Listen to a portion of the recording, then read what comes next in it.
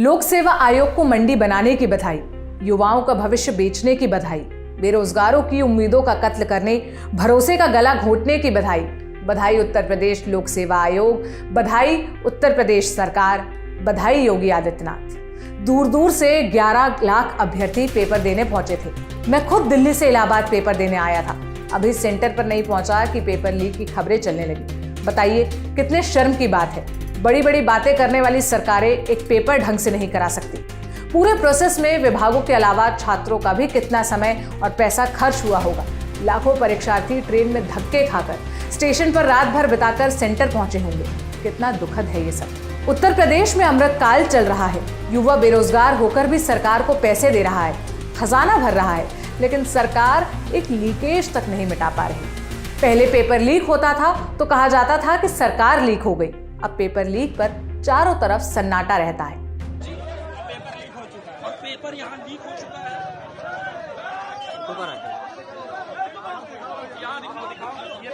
ये सबने paper out हो चुका है मच्छी सेंटर का, यहाँ पे आरओ का, और कोई भी एग्जाम यहाँ नहीं हो रहा है। हम 9:30 बजे गेट के बाहर हैं। माननीय मुख्यमंत्री पेपर आउट हो गया है। दिनेश जी, सारा पेपर खुला था, आरओ के सामने प्रबंधन कह रहा है। ये शब्द उन अभ्यर्थियों के हैं जो 11 फरवरी को उत्तर प्रदेश में यूपीपीएससी की समीक्षा अधिकारी भर्ती आरओ एआरओ का पेपर देने बैठे थे। 2 पाली में एग्जाम हुआ। सुबह 9:30 से 11:30 और दोपहर 2:30 से 3:30। 2500 एग्जाम सेंटर्स में करीब 10 लाख से ज्यादा स्टूडेंट्स ने एग्जाम दिया। ये तो वो तथ्य हैं जो सरकारें छाती पीट कर प्रेस रिलीज में ठप्पा लगाकर बताएंगी, लेकिन जो सरकारी दावों और आंकड़ों में लाख खोजने पर भी आपको नहीं मिलेगा, वो चीख चीख कर जनता बता रही है, पेपर देने वाले अभ्यर्थी बता रहे हैं। आप पहले रजनीश राम की बातें सुनिए, जो नम आंखों के साथ अपना पक्ष रख रहे हैं। उत्तर प्रदेश के बेरोजगार युवकों को बहुत बहुत बधाई।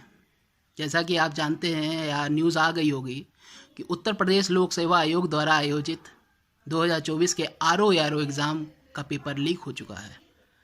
अब ये सोचिए कि नौजवान युवक जो है वो 2 साल 3 साल से मेहनत कर रहे हैं, उनके ऊपर क्या बीत रही होगी है।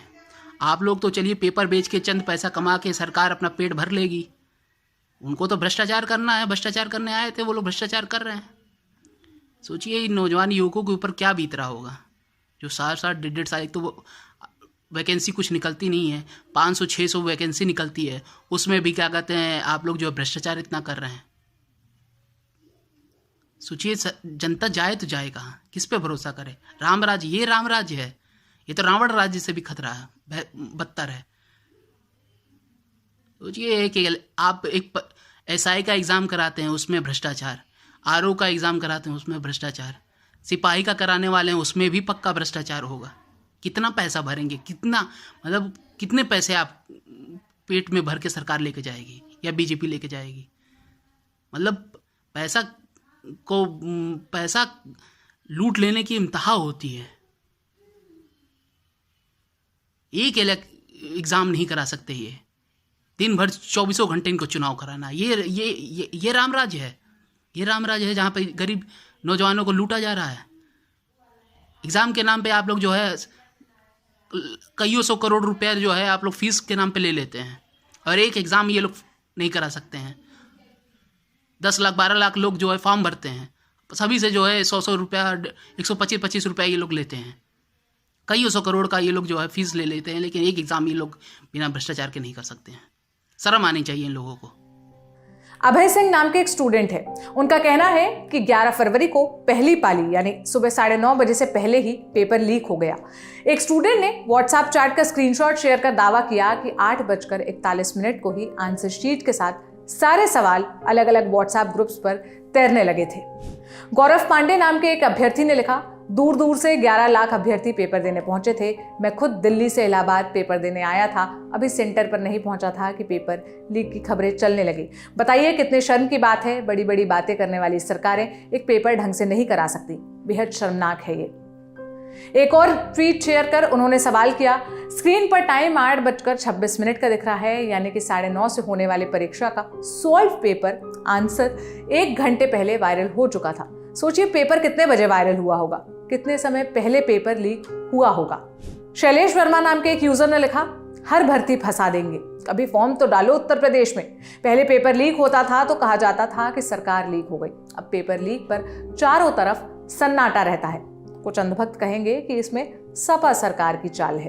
अंजू यदुवंशी नाम के एक यूजर ने लिखा, उत्तर प्रदेश में अमृतकाल चल रहा है। युवा बेरोजगार होकर भी सरकार को पैसे दे रहा है, खजाना भर रहा है, लेकिन सरकार से एक लीकेज तक नहीं मिट पा रहा। यही वजह है कि आज पेपर के दिन माननीय प्रभु राम से प्रार्थना करने पहुंचे थे कि प्रभु लीकेज रोक लो। लेकिन उत्तर प्रदेश के पूर्व मुख्यमंत्री और सपा नेता अखिलेश यादव ने भी एक वीडियो शेयर कर लिखा, उत्तर प्रदेश में समीक्षा अधिकारी का पेपर भी लीक हो गया। ये अभ्यर्थियों के भविष्य के साथ भाजपा सरकार की साजिश ही लगती है, क्योंकि ये सरकार बेरोजगारों की नौकरी नहीं देना चाहती। इसके साथ ही उन्होंने एक वीडियो भी शेयर किया, सुनिए। पेपर यहाँ लीक हो चुका है।